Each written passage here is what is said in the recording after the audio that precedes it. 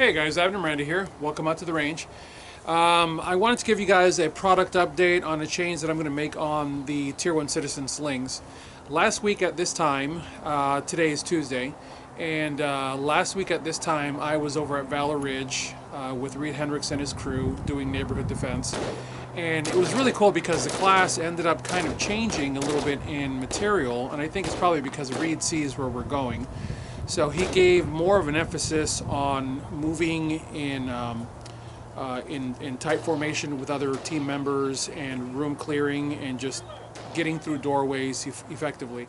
During that class I was fully armored, everything on, and one of the things that I found was that the shrink tubing shroud that I run on my slings kept catching on the armor, and I mean over and over and over, and it was causing just enough of a hiccup that when I would bring the weapon from the front and I would rotate it to the rear, you notice how smooth that was. Well, this thing kept catching on the armor.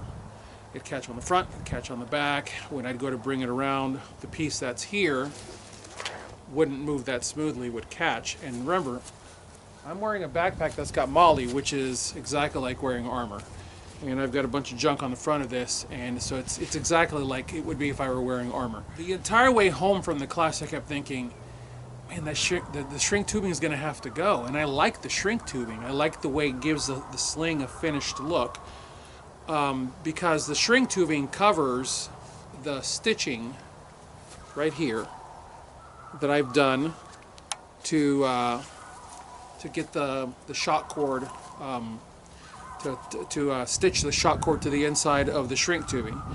And so I realized, but this is nothing more than aesthetics. This is not operational, this is not load bearing, it does nothing. I just made these slings today for shipment. These are getting ready to go out, and honestly I like the way it looks. At first I thought it was going to kind of detract from the look, because remember guys, not only does the sling have to work well, which they do, but they also have to look good. Well, ironically, it actually looks good. You know, like I said, none of the functionality has changed on the sling. This is a 2-point sling getting ready to go out to a customer. And then the change is also crossing because I ended up switching over to my single-point sling during the class, thinking that that might help. Well, it didn't. The shrink tubing still stuck. So also on the single-point slings, it's also shrink tubing is also gone. On the pair sling, it's also gone, and once again, looks just fine, works just fine. Like I said, guys, all that shrink tubing does is just bougify the sling and make it look good. And of course, the HK hook equipped slings, same thing. So wanted to let you guys know this is a change going forward. I'm going to incorporate these images into the sling photographs on the website, so you guys are well aware of what the change is.